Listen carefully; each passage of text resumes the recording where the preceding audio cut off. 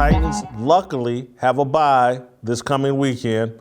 I don't think they win their first playoff game. They're the most overvalued team. And it's not a knock on Mike Vrabel. I think he's a great coach. It's not a knock on the talent they have assembled. It's mostly just a knock, my belief that I'm not putting any trust in the former wide receiver turned quarterback who, to me, and it may be leftover residue. I'm just going to put all my cards on the table and be transparent. When they lost to the Houston Texans earlier in the season, it cost me a ton of money. And Ryan Tannehill was a joke in that game. And I just don't trust Ryan Tannehill. I think they lose in their first playoff game. I think they're the most overvalued team in these playoffs. Well, you know how to make friends, don't you? You move to Nashville, and 5 minutes later, you're just tearing out their NFL team. Look, do I believe that it was fair? No. If I was Steve Ross and not Steve Kim, would I have given Flores another year? Yes. Look, Chris Greer needs to be put under fire because at the end of the day, this is a guy that instead of drafting Tua, could have had Justin Herbert, and Tua is looking like more and more their version of Sam Bowie. And while Michael Jordan is out there in L.A. So, yes, I was surprised, given the fact that most coaches nowadays get 4 years. And the one thing that I would question is, and I would ask this of Stephen Ross or whoever's available in Miami, how in the world do you justify getting rid of a coach that seems to have things going in the right direction? And maybe that's not a question for them, but when you see a Joe Judge in New York getting another year and that team looks dismal, that's why I do think that there is some validity to that argument, but I don't think it's based on race. If you look like me, you're over-policed, overcharged, and over-incarcerated. They're trying to unpack really complicated issues in a 30-second commercial, and this woman sitting there, we're over-policed, we're overcharged, we're over-incarcerated. Man, people have written book after book after book about the criminal justice system, and to think that some woman can distill it down to a 2 or 3 second soundbite is a joke. These commercials, to me, are worse than Kaepernick kneeling, even though people aren't talking about it. It's not as polarizing an issue. But I actually think this was the actual intent of Colin Kaepernick taking a knee. He was a Trojan horse to usher in this Marxist victim narrative, marry it to the NFL, and it's worked.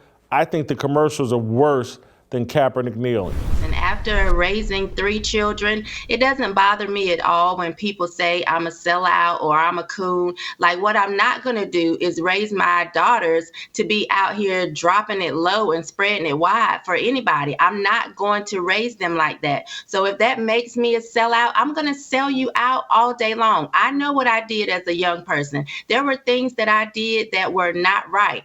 I'm going to teach my daughters differently. So it doesn't bother me when I'm not in certain circles. I don't want to, I'm not looking to be invited on the Breakfast Club. I'm not looking to be on the Shade Room every time you turn around. You're not going to want to hear what I have to say, because what I don't like is the fact that we as Black people, we feel like we have this rule that you can't say certain stuff when white people are listening. Listen, that is so, now that we have social media, that's dumb. White people can see exactly what's going on in the community that we act like people can't see. Has anybody made the analogy and compared the game last night and what's his name, Stetson Bennett? Did anybody make that analogy and compare him to Rudy last night? A real life All-American Rudy. Did anybody make the comparison last night?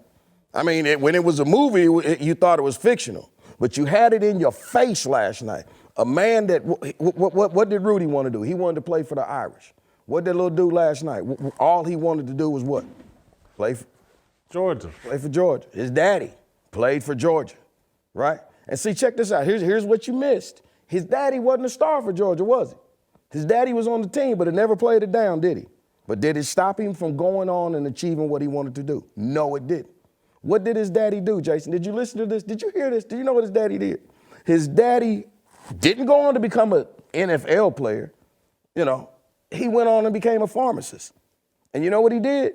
He went out, and I don't know if y'all heard this, but the man built the football field next to his pharmacy.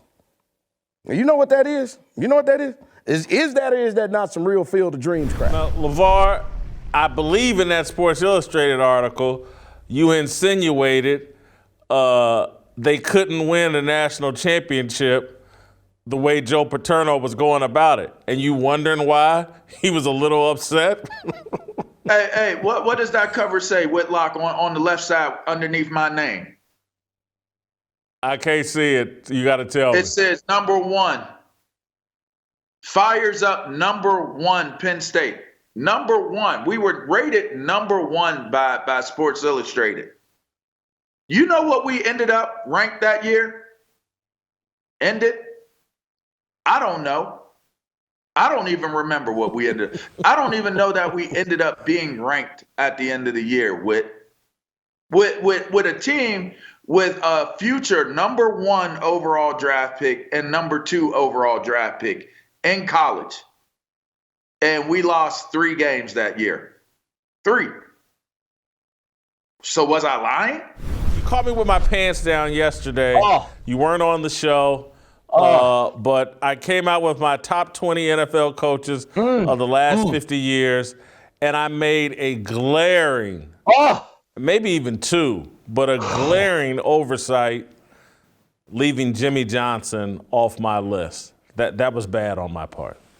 Jason, I'm at the office watching the show, and I already have a natural squint, but when that fine graphic was put up, I started looking on what's going on. Is it chronological? Is it alphabetical? Let me go to. You didn't have the great Jimmy S. Johnson, 4-star general of the gridiron, who put on the greatest concurrent run from college to pro that'll never be matched. I'll say that right now. And again, I don't know if this really enters the discussion, but Jimmy Johnson's ability for player personnel and drafting is incredible. Women that are competing against Lia Thomas are so intimidated they will only speak anonymously because they don't want their lives shredded.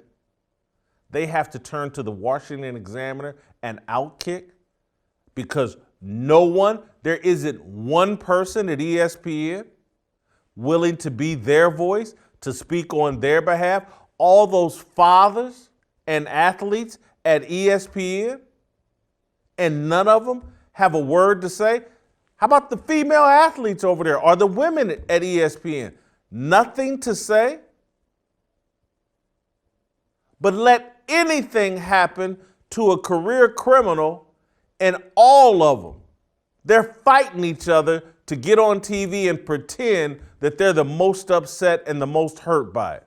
Look, I agree with everything you all have said, and it bothers me because if you were born a male, I don't care if you cut your penis off and dip it in chocolate. You are a male and you have no business in female athletics.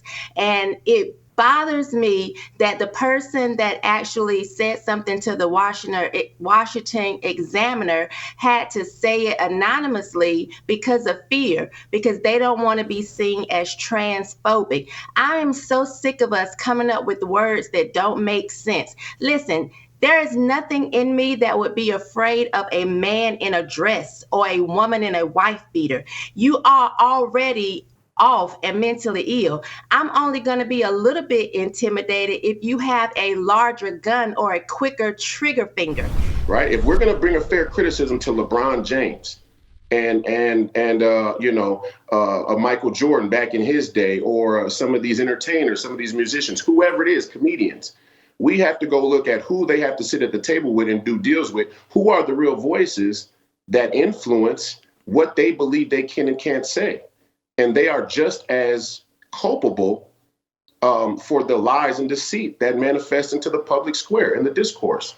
And yeah, we have to talk about a Jewish elite who dominate the middleman position in the sports industry. Let's just say it, whether it be ownership or whether it be the brokership in the agency. It's dominated by a Jewish elite, and there should be nothing wrong with saying that. And to be even more fair, I think that there is a Jewish elite in this country and around the world that has exploited Jewish people the same way the CCP has exploited the Chinese people, the same way the black bourgeoisie has exploited black people here in America. The public, generally speaking, is still very uncomfortable with the idea of adults engaging in sexual conduct with minors.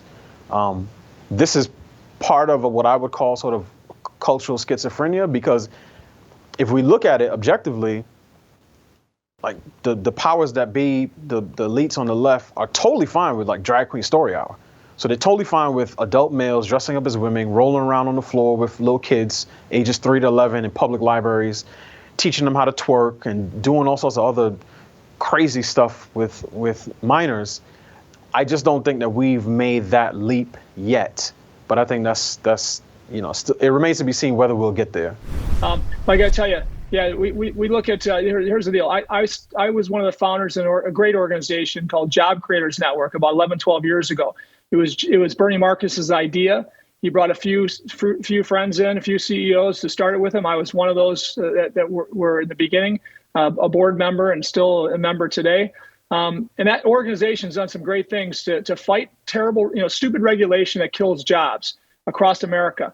And this is the granddaddy of them all. When Biden was going to be passing down this, President Biden was going to be passing down this law, we knew about it. And Alfredo, the CEO, and I had a phone call, and he brought our best lawyers in, and we knew that we were going to go after this because we knew that this was against our freedoms in America. There's no way small businesses like ours wanted to be the vaccine police to our employees. Tended to be more white coaches that can reach black players, motivate them, hold them accountable than perhaps black coaches. Because black coaches are put in an incredibly awkward position because we continue to play the race card on them. Try being an employer or a decision maker as a black person, and try managing black people who come in, I want special treatment because I'm black and we both black. And I want to cut corners. And you know what? I can second guess you and I can do what I want to do. And I don't have to pay attention to what you want done. I can half-ass it because we black and you're going to give me the hookup.